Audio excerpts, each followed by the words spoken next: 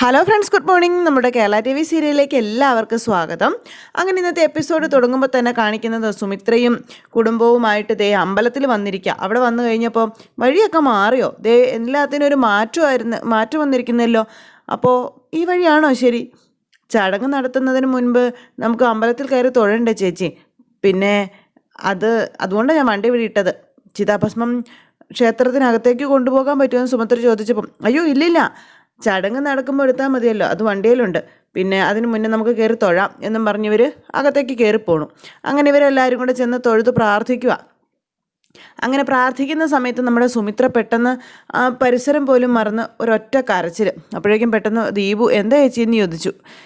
രോഹിത്തിൻ്റെ ഓർത്ത് പോയതാണെന്ന് സുമിത്ര നേരം പറഞ്ഞു. ഇങ്ങനെ ഒരു കർമ്മം ചെയ്യേണ്ടി വന്നല്ലോ നമുക്കെന്നൊക്കെ പറഞ്ഞ് സങ്കടപ്പെടുമ്പോൾ, എന്താ ചേച്ചി ഇത്, ചേച്ചി തൊഴുത് പ്രാർത്ഥിക്കാൻ പറഞ്ഞു ദീപു. അപ്പോൾ ചേച്ചി പ്രദക്ഷിണം വെക്കണ്ടേന്ന് ചിത്ര ചോദിച്ചു. അങ്ങനെ സുമിത്ര കൂട്ടിക്കൊണ്ട് പോവുക പ്രദക്ഷിണമൊക്കെ വയ്ക്കാനായിട്ട്. അങ്ങനെ ഇവർ ആ ഒരു സങ്കടമൊക്കെ ഇങ്ങനെ ഉള്ളിൽ ഒതുക്കി അവിടെ പ്രാർത്ഥനയും കാര്യങ്ങളും ഒക്കെ ആയിട്ട് ഇങ്ങനെ ഓരോന്നൊക്കെ ചെയ്യുന്നു. അങ്ങനെ അതെല്ലാം കഴിഞ്ഞ് അവിടെ സംഭവിക്കുന്നു. അപ്പോൾ ഇതെല്ലാം കഴിഞ്ഞതിന് ശേഷം പിന്നെ കാണിക്കുന്നത് പങ്കജ് ഇങ്ങനെ വണ്ടി ഓടിച്ചുകൊണ്ട് വരുന്ന സമയത്ത് ഡാഡി വിളിച്ചു. എവിടെ പോവാന്നും ചോദിച്ച. ഞാൻ അത്യാവശ്യമായിട്ട് ഒരാളെ കാണാൻ പോവാ, അതൊക്കെ എന്തിനിപ്പോൾ ഡാഡി അറിയുന്നത് എന്നൊക്കെ ചോദിച്ച് മകൻ ദേഷ്യപ്പെടുന്നു. ഡാഡി ഫോൺ വെച്ചിട്ട് പോകാൻ നോക്കുക എന്നൊക്കെ പറഞ്ഞേ. എന്നിട്ട് പങ്കജ് ഫോണും വെച്ചിട്ട് അങ്ങ് പോണു. അപ്പോൾ ഹെൽമറ്റോ കാര്യങ്ങളോ ഒന്നും വെച്ചിട്ടില്ല. ആശ ഭയങ്കര പറപ്പിച്ച് അങ്ങ് പോണത്. ഈ സമയത്ത് വീണ്ടും ഇവർ അമ്പലത്തിൽ തൊഴുത് പ്രാർത്ഥിക്കുന്ന ആ ഒരു ഇതാണ് കാണിക്കുന്നത്. സുമിത്ര ഇങ്ങനെ തൊഴുത് പ്രാർത്ഥിച്ച് നടന്നു വരുന്നു. അപ്പോൾ ആ കാര്യങ്ങൾ ഇങ്ങനെ നടക്കുമ്പോൾ ഈ കർമ്മം നടത്താനുള്ള സാധനങ്ങളൊക്കെ വാങ്ങിക്കണമല്ലോ. അപ്പോൾ അത് ദീപു അപ്പുവിനോട് പറഞ്ഞു. അപ്പോൾ എവിടെ നിന്നാണ് വാങ്ങിക്കുന്നതെന്ന് ചോദിച്ചു. നീ ആ ഇതേ കാണുന്ന കടയിൽ ചെന്ന് പറഞ്ഞാൽ മതി കർമ്മം നടത്താനുള്ള സാധനങ്ങൾ വേണമെന്ന്. അപ്പോൾ ആ കടക്കാരൻ അങ്ങ് എടുത്തു തരും. ചെല്ലു മക്കൾ, വേഗം ചെല്ലടാ എന്നും പറഞ്ഞ് ദീപു അപ്പുവിനെ പറഞ്ഞു വിടാൻ തുടങ്ങുമ്പോൾ സുമിത്ര പൊക്കോളാന്ന് പറഞ്ഞു. വേണ്ട അപ്പച്ചി, ഞാൻ പൊക്കോളാമെന്ന് പറഞ്ഞു. അപ്പോഴത്തേക്കും നമ്മുടെ പൂജയും പറഞ്ഞു ഞാനും വരാം എന്നും പറഞ്ഞ് അവർ രണ്ടുപേരും കൂടെ സാധനം മേടിക്കാനായിട്ട് അങ്ങ് പോവുക. അപ്പോൾ ചേച്ചി നിങ്ങളിവിടെ നിൽക്കുക കേട്ടോ, ഞാൻ രസീത് എഴുതിയിട്ട് വരാമെന്നും പറഞ്ഞുകൊണ്ട് ദീപു രസീത് എഴുതിക്കാനും പോയി. സുമിത്രയും ചിത്രയും കൂടെ അന്നേരം അവിടെ ഇങ്ങനെ നിൽക്കുക. അപ്പോൾ പൂജയ്ക്ക് നല്ല വിഷമമുണ്ടെന്ന് പറഞ്ഞ് രോഹിത്ത് മരിച്ചത്, പിന്നെ അവൾ ഉള്ളു തുറന്ന് ചിരിച്ചത് ചേച്ചി വീട്ടിലെത്തിയതിന് ശേഷമാണെന്ന് പറഞ്ഞു നമ്മുടെ ചിത്ര. അപ്പോൾ എനിക്കറിയാം ചിത്രയെന്ന് പറഞ്ഞു. അപ്പോൾ എപ്പോഴും കൂടെയുള്ളതാ അവൾക്കൊരു സമാധാനം, എപ്പോഴും അവൻ അടുത്ത് വേണം അവൾക്ക്. അവനും അങ്ങനെ തന്നെയാണെന്ന് പറഞ്ഞപ്പോൾ അവർ നല്ല കൂട്ടാ, എനിക്ക് മനസ്സിലായി എന്ന് സുമിത്രയും പറഞ്ഞു. അങ്ങനെ ഇവർ തമ്മിൽ ഈ കാര്യവും സംസാരിച്ച് അവിടെ നിൽക്കുന്നു. ഈ സമയത്ത് ഇവർ രണ്ടുപേരും, അതായത് അപ്പവും പൂജയും കൂടി സാധനങ്ങൾ മേടിക്കാൻ ഇങ്ങോട്ടേക്ക് ഇറങ്ങിക്കഴിഞ്ഞപ്പം അപ്പു ഏട്ടാ സാധനം മേടിക്കുന്ന കട എവിടെയാണെന്ന് അറിയാവോ എന്ന് ചോദിച്ചു. ഇല്ല, പടിഞ്ഞാറ് ഭാഗത്താണെന്നല്ലേ പറഞ്ഞത്, വാ നമുക്ക് നോക്കാം. പൂജേ ദേ ശ്രീനിലയത്തിൽ പോയിട്ട് വന്നതിന് ശേഷം അപ്പച്ചൻ നിന്നോട് എന്തെങ്കിലും പറഞ്ഞോ? എന്തു പറയാൻ, അവിടെ എന്താകും സംഭവിച്ചതെന്ന് ഊഹിക്കാൻ പറ്റുന്നതല്ലേ ഉള്ളൂ എന്ന് പൂജ അന്നേരം ചോദിച്ചു. അപ്പോൾ എന്തൊക്കെയോ ദുരൂഹതകൾ ഇവർക്കും അറിയാം. ശ്രീനിലയത്തിലേക്ക് അപ്പച്ചി ഒരിക്കലും എത്തപ്പെടരുതായിരുന്നു എന്നും പറഞ്ഞ് അവിടെ താമസിക്കുന്ന ആളെക്കുറിച്ച് അത്ര നല്ല അഭിപ്രായമൊന്നും അല്ല നാട്ടിലുള്ളവർക്കൊന്നും പറയുക. അപ്പു ഞാൻ കൂടെ വരാമെന്ന് പറഞ്ഞതല്ലേ, പക്ഷെ അമ്മ അതൊന്നും കേട്ടില്ലല്ലോ എന്ന് പൂജ. എന്തായാലും പ്രശ്നങ്ങളൊന്നുമില്ലാതെ അമ്മ തിരികെ വന്നല്ലോ, അത്രയും സമാധാനമൊന്നും പറഞ്ഞ് അങ്ങനെ സംസാരിച്ചുകൊണ്ട് നിൽക്കുക. ശ്രീനിലയം നഷ്ടപ്പെട്ടു, അതുപോലെ അച്ഛൻ്റേതായ എല്ലാം നഷ്ടപ്പെട്ടു പോയെന്നും പറഞ്ഞു. പിന്നെ അമ്മയെ ദൈവം തിരികെ തന്നല്ലോ, അത് മതി എനിക്ക്, അത് മാത്രം മതി എനിക്കെന്നും പറഞ്ഞ് സങ്കടപ്പെടുക. അമ്മ തിരികെ വന്നതുപോലെ അച്ഛനും തിരികെ വന്നിരുന്നെങ്കിൽ എന്നാഗ്രഹിച്ചു പോകുക ഞാനെന്നൊക്കെ പറഞ്ഞിങ്ങനെ സങ്കടപ്പെട്ട് കരയുന്ന പൂജ അപ്പു സമാധാനിപ്പിക്കുവാണ്. 1-2 തവണ ഞാൻ അങ്ങനെ ഒരു സ്വപ്നം കണ്ടിരുന്നു അപ്പു ഏട്ടാ എന്നിങ്ങനെ പറഞ്ഞപ്പോൾ മരിച്ചുപോയ രോഹിത്ത് നമ്മുടെ പൂജയുടെ മുന്നിൽ വന്ന് നിൽക്കുന്നു എന്നതാണ് അതിൽ നിന്ന് പൂജ പറഞ്ഞത് ആയിട്ട് എടുക്കേണ്ടത്. അപ്പോൾ അപ്പു പറഞ്ഞു നീ ഇങ്ങനെ സങ്കടപ്പെടല്ലേ, കരയാതെ എന്നും പറഞ്ഞ് കണ്ണുനീരൊക്കെ അപ്പോൾ തുടച്ചു കൊടുക്കുക പൂജയ്ക്ക്. അങ്ങനെ അപ്പോൾ നമ്മുടെ പൂജയെ സമാധാനിപ്പിച്ച് കൂടെ വിളിച്ചു കൊണ്ടുപോയി സാധനങ്ങൾ മേടിക്കാനായിട്ട്. അങ്ങനെ അവർ രണ്ടുപേരും കൂടി അങ്ങ് പോകണു. അപ്പോൾ കുറച്ച് ദൂരത്തേക്ക് മാറി നിന്ന് കട. അപ്പോഴേക്കും ആ പങ്കജെന്ന് പറഞ്ഞ അവൻ വണ്ടി നേരെ കൊണ്ടുവന്ന് പൂജയുടെ മുന്നിൽ വട്ടം അങ്ങ് കയറ്റി നിർത്തി. ഇവനെ കണ്ടപ്പോഴേക്കും നമ്മുടെ പൂജയൊന്ന് പേടിച്ചു, കാരണം അത്രയ്ക്ക് നല്ല ആളായതുകൊണ്ട്. എന്നിട്ട് ഇവനൊരു വക ചിരിയൊക്കെ ചിരിച്ച് പൂജ ഇങ്ങനെ നോക്കുക കേട്ടോ. എന്താ രണ്ടുപേരും ഇവിടെ എന്നിങ്ങനെ ചോദിച്ചു. ഇവർ രണ്ടുപേരും ഒന്നും മിണ്ടുന്നില്ല. നിനക്കെന്താടി ചെവി കേട്ടൂടെ, എന്താ ഇവിടെയെന്ന്? അപ്പോൾ ക്ഷേത്രത്തിൽ വന്നതാ, എന്താ കണ്ട അറിഞ്ഞൂടെ? അപ്പോൾ രോഹിത്തങ്ങളുടെ ചിതാഭസ്മം ഒഴുക്കുന്ന ചടങ്ങായിന്ന്, അതിന് വേണ്ടുന്ന സാധനങ്ങൾ വാങ്ങാനാണ് ഞങ്ങൾ. അപ്പോൾ പറയുമ്പോൾ ഓ അതെയോ, ഞാൻ കരുതി ക്ഷേത്രത്തിൽ തൊഴാൻ എന്നുള്ള രീതിയിൽ രണ്ടുപേരും കൂടെ കറങ്ങാൻ വന്നതാണെന്നും പറഞ്ഞ് പൂജയുടെ ദേഹത്ത് കൈവച്ചു. തന്നോട് ഞാൻ അന്നേ പറഞ്ഞതാ ശരീരത്തിൽ തൊട്ടുള്ള കളി വേണ്ടാന്ന്. എന്താ താൻ എന്തിനാ ഇപ്പോൾ എൻ്റെ തോളിൽ കൈവച്ചോന്ന് ചോദിച്ചു പൂജ. തോളിൽ മാത്രമല്ല, ഞാൻ നിൻ്റെ എവിടെയും കൈ വെക്കുമെന്നും പറഞ്ഞുകൊണ്ട് ദേ നമ്മുടെ പൂജയുടെ കൈ കയറി പിടിച്ചു. എന്നിട്ട് ആ നട റോട്ടിൽ കിടന്ന് നമ്മുടെ പൂജയോട് അപമര്യാദയായിട്ട് പെരുമാറുക. അപ്പോൾ ഇത് കണ്ട അപ്പു ഇങ്ങനെ പല്ലുറുമി നിൽക്കുമ്പം കൈ എടുക്കടാ എന്നും പറഞ്ഞുകൊണ്ട് ദേഷ്യപ്പെട്ടു.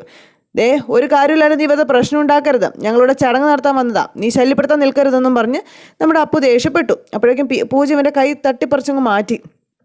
ചടങ്ങ് ദേ എൻ്റെ രോഹിതങ്ങൾ മരിക്കാൻ കാരണമേ നിൻ്റെ ഈ അപ്പച്ചിയാ, ആ സുമിത്ര എന്ന് പറയുന്നവള്.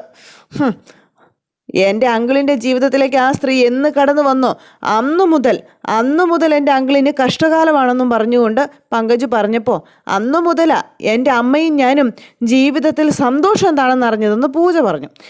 ഡാ ദേ അപ്പച്ചയെക്കുറിച്ച് നീ ഇനി അനാവശ്യം പറയരുതെന്ന് നമ്മുടെ അപ്പു പറഞ്ഞു. അപകടത്തിൽ ആ സ്ത്രീ ആയിരുന്നു മരിക്കേണ്ടിയിരുന്നത്. അങ്കിളിന് പകരം ആ സ്ത്രീ ആയിരുന്നു പോയിരുന്നതെങ്കിലേ എത്ര നന്നായിരുന്നേനെന്നൊക്കെ ഈ പങ്കജ് അവിടെ നിന്ന് പറയണേ. ഹോ, എന്തൊരായുസാണ് ആ സ്ത്രീക്ക്. 6 വർഷം ചത്ത പോലെ കിടന്നിട്ടും ഉയർത്തെഴുന്നേറ്റ് വന്നില്ലേ എന്ന് പറഞ്ഞപ്പോഴത്തേക്കും കൂട്ടത്തു അവൻ്റെ ചെവിക്കല്ല് തീർത്തൊരൊറ്റ വരണം നമ്മുടെ അപ്പു. എടാ ദേ എന്താണെന്ന് എൻ്റെ അപ്പച്ചയെക്കുറിച്ച് പറഞ്ഞോന്ന് ചോദിച്ചു. ഇനി നീ മിണ്ടിയാ ദേ നീ ഇവിടുന്ന് ജീവനോടെ പോവില്ല എന്ന് പറഞ്ഞു. പങ്കജിൻ്റെ ദേഹത്ത് തൊടാൻ മാത്രം വളർന്നോടാന്നും ചോദിച്ചുകൊണ്ട് അപ്പുവിനെ പിടിച്ചൊരൊറ്റ ചവിട്ട്. അപ്പോഴേക്കും പൂജയ്ക്കും ആകെ ടെൻഷനായി. വീണ് കിടന്നെടുത്തുന്നതേ നമ്മുടെ അപ്പു ചാടി അങ്ങ് എഴുന്നേറ്റില്ലേ ചെന്ന് ഇവനിട്ട് കൊടുത്തൊരൊറ്റ ചവിട്ട്.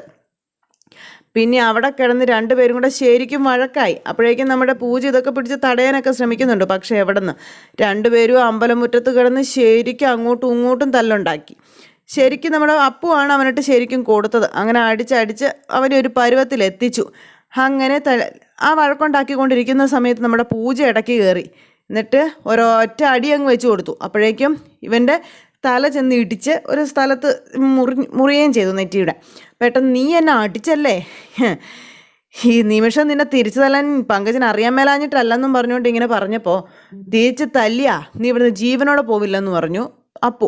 ഇത് ഇവിടം കൊണ്ട് അവസാനിച്ചെന്നേ, നിങ്ങൾ രണ്ടുപേരും കരുതണ്ടാന്ന് പറഞ്ഞു പങ്കജ്.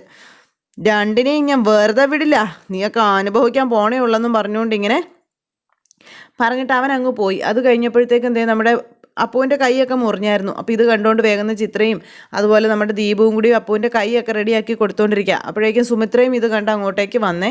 അപ്പോൾ ഇതൊക്കെ കണ്ടപ്പോൾ അവർക്കും ആകെ വിഷമമായി. പിന്നെ ആൾക്കാരെല്ലാവരും പറഞ്ഞു വഴക്കുണ്ടാക്കിയത് അവനാണെന്നുള്ള കാര്യമൊക്കെ. അങ്ങനെ ഇവർ അതൊക്കെ റെഡിയാക്കി വെള്ളമൊക്കെ കുടിക്കാൻ കൊടുത്ത് അങ്ങനെ ഇതൊക്കെ ചെയ്തുകൊണ്ടിരിക്കുന്നു. അപ്പോൾ എന്താ കാര്യം എന്ന് ചോദിച്ചു. അപ്പോൾ പങ്കജിൻ്റെ സ്വഭാവം അത്ര നല്ലതൊന്നും അല്ലെന്ന് അറിഞ്ഞൂടെ മക്കളെ, അവനുമായിട്ട് തല്ലുണ്ടാക്കരുതെന്ന് നീ ഒഴിവാക്കണ്ടായിരുന്നു എന്ന് ചോദിച്ചപ്പം അവൻ അപ്പച്ചയെക്കുറിച്ച് മോശമായിട്ട് സംസാരിച്ചു. അത് കേട്ടോണ്ട് നിൽക്കാനേ എന്നെക്കൊണ്ട് കഴിഞ്ഞില്ല, അതുകൊണ്ടാണ് തല്ലിയതെന്ന് നമ്മുടെ അപ്പു ദേഷ്യത്തോടെ പറയാം. പോകാൻ പറഞ്ഞിട്ടും അവൻ വീണ്ടും അപ്പുവേട്ടനെ തല്ലാൻ നോക്കിയെന്ന് പറഞ്ഞു പൂജ. അതുകൊണ്ടാണ് ഞാൻ അവനെ തല്ലിയത്, വൃത്തികെട്ടവനെന്നും പറഞ്ഞു പൂജ ദേഷ്യപ്പെട്ടപ്പോൾ. മക്കൾ പറയുന്നതൊക്കെ ശരിയായിരിക്കും, പക്ഷെ അവൻ്റെ സ്വഭാവം അത് നിങ്ങൾക്കറിയാവുന്നതല്ലേ. അവനൊരു മൃഗമാണ്. ദേഷ്യം വന്നാലേ അവൻ എന്തും ചെയ്യും. അപ്പോൾ സാധനങ്ങൾ വാങ്ങാൻ ഞാൻ പോയാൽ മതിയായിരുന്നു എന്ന് സുമിത്ര പറഞ്ഞപ്പം അവൻ വിചാരിച്ചത് നടത്താൻ വേണ്ടി ഏതറ്റം വരെയും പോകും. ഈ അടുത്ത കാലത്ത് തന്നെ എത്ര തവണ അവൻ പോലീസ് സ്റ്റേഷനിൽ കയറിയെന്നറിയോ. ക്രിമിനലാണവൻ, ഒരു കൂസലും ഇല്ലാത്ത വെറും തറയാണവൻ. കേസായാലും തന്നെ ഇറക്കാൻ ആളുണ്ടെന്നുള്ള ധൈര്യത്തിലാണ് അവൻ ഓരോന്നിങ്ങനെ ചെയ്ത് കൂട്ടിക്കൊന്നത്. നിങ്ങൾ രണ്ടുപേരും അവനെ തല്ലി. അവൻ വെറുതെ ഇരിക്കുമെന്ന് തോന്നുന്നുണ്ടോ എന്ന് ചോദിച്ചപ്പം പിന്നെ ഞങ്ങൾ എന്താ വേണ്ടതെന്ന് പൂജ അന്നേരം ചോദിച്ചു. അവൻ അപ്പുവേട്ടനെ മെക്കിട്ട് കയറുമ്പോൾ ഞാനതെന്താ നോക്കിക്കൊണ്ട് നിൽക്കണമെന്ന് ചോദിച്ചു. ഞാൻ സ്നേഹിക്കുന്നവരെ വേദനിപ്പിച്ചാൽ എനിക്കത് സഹിക്കില്ല എന്ന് പറഞ്ഞു നമ്മുടെ പൂജ. അത് കേട്ടപ്പോൾ അപ്പു ഇങ്ങനെ പൂജയെ നോക്കുവാണേ. അതുപോലെ ഇവരെല്ലാവരും പരസ്പരം അങ്ങോട്ടും ഇങ്ങോട്ടും നോക്കുക. അപ്പോൾ അവനിതിന് പ്രതികാരം ചെയ്യും, എനിക്ക് ഉറപ്പുണ്ടെന്ന് പറഞ്ഞു നമ്മുടെ ചിത്ര. അപ്പോൾ അവൻ പ്രതികാരം ചെയ്യാനായിട്ട് ഇങ്ങോട്ട് വരട്ടെ, എന്ത് ചെയ്യണമെന്നേ ഞങ്ങൾക്ക് നന്നായിട്ട് അറിയാം അല്ല പൂജയെ. അതേന്നും പൂജയും പറഞ്ഞു. പിന്നെ ഞങ്ങൾ അച്ഛൻ്റെ ചിതാഭസ്മം ഒഴുക്കാൻ വന്നതാണെന്ന് പറഞ്ഞതാ, എന്നിട്ടും അവൻ പ്രശ്നം ഉണ്ടാക്കി. അപ്പോൾ നിനക്ക് കുഴപ്പം എന്തെങ്കിലും ഉണ്ടോ മോനെന്ന് ചോദിച്ചു സുമിത്ര. ഇല്ല അപ്പച്ചി, കുഴപ്പം അവനാ, നന്നായിട്ട് ഞാൻ കൊടുത്തിട്ടുണ്ടെന്നുള്ള കാര്യം അപ്പു പറഞ്ഞു. അപ്പു മോനെ സാധനങ്ങളൊക്കെ വാങ്ങിയല്ലോ എന്ന് ചോദിച്ചപ്പം എല്ലാം വാങ്ങിച്ചു എന്ന് പറഞ്ഞു. അത് കഴിഞ്ഞിട്ട് പിന്നെ അവർ കർമ്മം നടത്താനുള്ള പരിപാടികളൊക്കെ ആയിട്ട് മുന്നോട്ട് പോണു. ഈ സമയത്ത് അയ്യോ മോനെ എന്താണ് നിനക്ക് പറ്റിയേ എന്നും ചോദിച്ചിട്ട് അമ്മയും ഡാഡിയും കൂടെ പറന്നു വന്നു പങ്കജിൻ്റെ അടുത്ത്. എൻ്റെ മമ്മി നിലവിളിച്ച് ആളെ കൂട്ടം ഒന്നും മിണ്ടാതിരിക്കാൻ പറഞ്ഞു. മോനെ നിനക്ക് എന്താ പറ്റിയെന്ന് പറയടാ, എങ്ങനെ ഈ മുറിവ് പറ്റിയതെന്നൊക്കെ ചോദിച്ചപ്പോൾ കയ്യിലിരിപ്പ് അങ്ങനെയല്ലേ, ആരെങ്കിലും എടുത്തിട്ട് പെരുമയാറ് കാണുമെന്നും പറഞ്ഞുകൊണ്ട് അച്ഛൻ. അപ്പോഴേക്കും രഞ്ജിത്ത് ചോദിച്ചു, മോനെ നിന്നെ ആരാ ഉപദ്രവിച്ചത്, നീ പറ. അപ്പം എന്നെ ആരും ഉപദ്രവിച്ചിട്ടില്ല, ഞാൻ ബൈക്കിൽ നിന്ന് വീണതാണെന്നും പറഞ്ഞുകൊണ്ട് ഇവനകത്തേക്ക് കയറി പോകുമ്പം നിൽക്കടാ എന്നും പറഞ്ഞ് അച്ഛൻ പിടിച്ചു നിർത്തി. നോക്കട്ടെ, ഇതാരോ എടുത്തിട്ട് പെരുമാറിയത് തന്നെയാണ്, അല്ലാതെ ബൈക്കിൽ നിന്ന് വീണതൊന്നും അല്ല എന്ന് അച്ഛൻ തറപ്പിച്ചങ്ങ് പറഞ്ഞു. ഇത് കേട്ട് കഴിഞ്ഞപ്പോഴേക്കും മോനെ പറയടാ, ആരാ നിന്നെ ഉപദ്രവിച്ചേ, ആരാ ഇത് ചെയ്തത്? അപ്പം ഞാനും ആ അപ്പവും തമ്മിലൊന്ന് കോർത്തതാ. എന്തിന്? അത് പിന്നെ നീ എവിടെ വെച്ച് അവനെ കണ്ടത്? അവൻ ഇങ്ങോട്ട് വന്നിരുന്നോ? ഇല്ല, ഞാൻ അങ്ങോട്ട് ചെന്നതാ. ആദിമൂല ക്ഷേത്രത്തിൽ വെച്ചാണെന്ന് പറഞ്ഞപ്പോൾ നീ എന്തിനാ അങ്ങോട്ട് പോയെന്ന് ചോദിച്ചു. രോഹിത് അങ്കിളിൻ്റെ ആണ്ടല്ലേ ഇന്ന്. അപ്പോൾ അതൊന്നും ഓർക്കാൻ അവർക്ക് സമയം പോലും ഇല്ല. അവർ ക്ഷേത്രത്തിൽ എന്തോ കർമ്മം ചെയ്യാനായിട്ടൊക്കെ വന്നതാണെന്ന് പറഞ്ഞപ്പോൾ അയ്യോ ഞാനത് മറന്നുപോയല്ലോ. ഷോ എൻ്റെ ദൈവമേ, രോഹിതേട്ടൻ മരിച്ചിട്ട് 6 വർഷമായി എന്നൊക്കെ പറഞ്ഞ് കാലം പോയൊരു പോക്കേ. രോഹിത് ഉണ്ടാക്കി വെച്ചത് നമ്മൾ തിന്നുന്നത്, എന്നിട്ട് അയാളുടെ ചരമദിനം പോലും ഓർത്തില്ലല്ലോടി. വേറെ എന്തൊക്കെ ഓർക്കാനുണ്ട് എൻ്റെ അരവിന്ദേട്ടാ? പറഞ്ഞിട്ട് കാര്യമൊന്നുമില്ല. പിന്നെ അല്ല, സുമിത്ര എന്തായിരിക്കും കർമ്മം ചെയ്യാൻ പോകാതിരുന്നത്? പൂജയെയും കൊണ്ട് അവളല്ലേ പോകേണ്ടിയിരുന്നതെന്നൊക്കെ രഞ്ജിത്ത് നിന്ന് ചിന്തിക്കുന്നു. അവളെന്താ ക്ഷേത്രത്തിൽ പോകാതെ ശ്രീനിലയത്തിലേക്ക് വന്നത്? അപ്പോൾ സുമിത്ര പോകുമായിരിക്കും എന്നും പറഞ്ഞുകൊണ്ട് അന്നേരത്തേക്ക് അവിടെ നിന്ന് ഭാര്യയും ഭർത്താവും കൂടെ അതിൻ്റേതായ കാര്യങ്ങളും സംസാരവും ഒക്കെ ഇങ്ങനെ നടക്കണം. അപ്പോൾ സുമിത്ര അവിടെ വന്ന് സത്യങ്ങളെല്ലാം അറിഞ്ഞതിന് ശേഷം പോയി കാണും എന്നൊക്കെ പറഞ്ഞുകൊണ്ട് അവരവിടെ നിൽക്കുന്നത്. ഇതേ സമയത്ത് അവിടെ നമ്മുടെ പൂജ രോഹിത്തിൻ്റെ കർമ്മങ്ങളും കാര്യങ്ങളും ഒക്കെ ചെയ്യുവാണ്. അച്ഛന് വേണ്ടി എല്ലാ കർമ്മങ്ങളും ചെയ്യുന്ന മകളെ നോക്കി പൊട്ടിക്കരഞ്ഞുകൊണ്ട് നമ്മുടെ സുമിത്ര തൊട്ടരികിൽ നിൽപ്പുണ്ട്. അങ്ങനെ ആ പൂജാരി പറഞ്ഞു കൊടുക്കുന്നതെല്ലാം ഇങ്ങനെ ചെയ്യുവാണ് നമ്മുടെ പൂജ. അതിനുശേഷം നമ്മുടെ സുമിത്രയോട് അതിൽ പുഷ്പം അർപ്പിക്കാനൊക്കെ പറഞ്ഞു. അതിനുശേഷം ആ യാത്രയെക്കുറിച്ച് അന്ന് രോഹിത്ത് പറഞ്ഞ കാര്യങ്ങൾ നമ്മുടെ സുമിത്ര ഇന്ന് ഓർക്കുക. എന്നിട്ട് ആ ചിതാഭസ്മത്തിലേക്ക് തലവെച്ച് പൊട്ടിക്കരയുവാണ്, സഹിക്കാൻ മേലാതെ. അങ്ങനെ സുമിത്ര വാവിട്ട് കരയുന്നു. ആ ചിതാഭസ്മത്തിൽ നിന്ന് എഴുന്നേൽക്കുന്നില്ല. അപ്പോഴേക്കും ഇവർ ചിത്രയും അതുപോലെ പൂജയും കൂടെ ചെന്ന് സുമിത്ര ബലമായി പിടിച്ച് എഴുന്നേൽപ്പിക്കുന്നു. അമ്മ എഴുന്നേക്കമ്മേ, ചേച്ചി എഴുന്നേക്ക് എന്നും പറഞ്ഞുകൊണ്ട് അങ്ങനെ അവർ നിർബന്ധിച്ച് എഴുന്നേൽപ്പിക്കുക കേട്ടോ. അപ്പോൾ ഇരിക്കുന്ന ആ പൂജാരി ബാക്കി കാര്യങ്ങളെല്ലാം പറഞ്ഞു.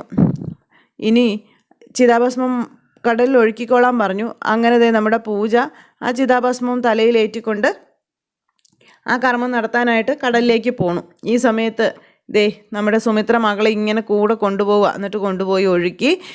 അങ്ങനെ ഒഴുക്കിയതിന് ശേഷം നമ്മുടെ പൂജ കയറി വന്നു. അവരാണെങ്കിലും എല്ലാവരും ആകെ സങ്കടത്തിൽ ഭയങ്കര കരച്ചിലും കാര്യങ്ങളുമായിട്ട് ഇങ്ങനെ നിൽക്കുവാണ്. എന്തായാലും ഇത്രയും നാൾ അവരോടൊപ്പം ഉണ്ടായിരുന്ന നമ്മുടെ രോഹിത് ഇന്ന് എന്നേക്കുമായി അവരുടെ അരികിൽ നിന്ന് പോയി. അപ്പോൾ ഈ ചിതാഭസ്മം കൊണ്ട് ഒഴിക്കിയതിന് ശേഷം നമ്മുടെ പൂജ കയറി വന്നിട്ട് എൻ്റെ അച്ഛൻ നമ്മുടെ അരികിൽ നിന്ന് പോയെന്ന് എനിക്ക് വിശ്വസിക്കാൻ കഴിയുന്നില്ല അമ്മേ എന്നും പറഞ്ഞുകൊണ്ട് പൂജ ഇങ്ങനെ കരയുക. അപ്പോൾ അങ്ങനെ കരഞ്ഞപ്പോൾ മരിച്ചവരുടെ ആത്മാവിന് ശാന്തി കിട്ടാൻ വേണ്ടിയല്ലേ മോളെ കർമ്മങ്ങൾ ചെയ്യുന്നത്. മോളുടെ അച്ഛൻ്റെ ആത്മാവിന് മോക്ഷം കിട്ടട്ടെ എന്നും പറഞ്ഞ് സുമിത്ര ഇങ്ങനെ സമാധാനിപ്പിക്കുന്നു. നിൻ്റെ അച്ഛൻ എങ്ങും പോയിട്ടില്ല, നമ്മളുടെ കൂടെ തന്നെ ഉണ്ടെന്ന് നമുക്ക് വിശ്വസിക്കാം എന്നൊക്കെ പറഞ്ഞു. അപ്പോൾ അങ്ങനെ നമ്മളെ വിട്ടു പോകാൻ ഒരിക്കലും കഴിയില്ല രോഹിത്തിനെന്നും പറഞ്ഞ് സുമിത്ര മോളെ സമാധാനിപ്പിക്കുക. അങ്ങനെ ഇവർ തമ്മിൽ ആ ഒരു സംസാരവും കാര്യങ്ങളൊക്കെ നടക്കുന്നു. ഇത് കണ്ട അപ്പുവും അതുപോലെ ചിത്രയും ദീപുമൊക്കെ ഇങ്ങനെ സങ്കടപ്പെട്ട് നിൽക്കുന്നു. അപ്പോൾ ആ ഒരു സിറ്റുവേഷനിൽ ഇന്നത്തെ കഥ അവസാനിച്ചു. എന്തായാലും പുതുപുത്തൻ വിശേഷങ്ങളുമായി നമുക്ക് വീണ്ടും കാണാം. എല്ലാവരുടെയും സപ്പോർട്ടിനും സ്നേഹത്തിനും ഒരുപാട് നന്ദി അറിയിക്കുകയാണ്. അടുത്ത സൂപ്പർ ഹിറ്റ് കഥയുമായി കാണുന്നത് വരെ എല്ലാവർക്കും നന്ദി. See again, take care, by.